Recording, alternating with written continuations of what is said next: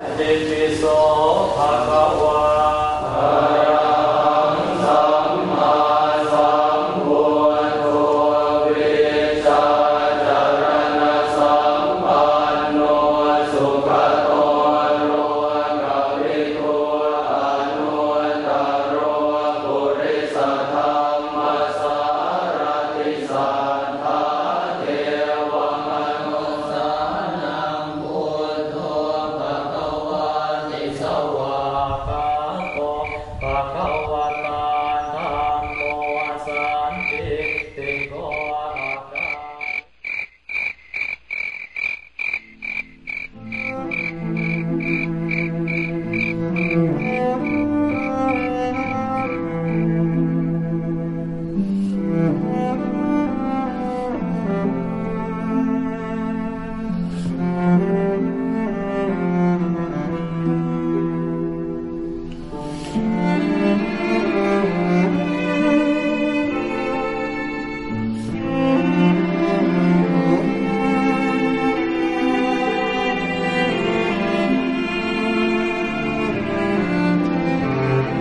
เสียงสวดมนต์ที่จางหายไป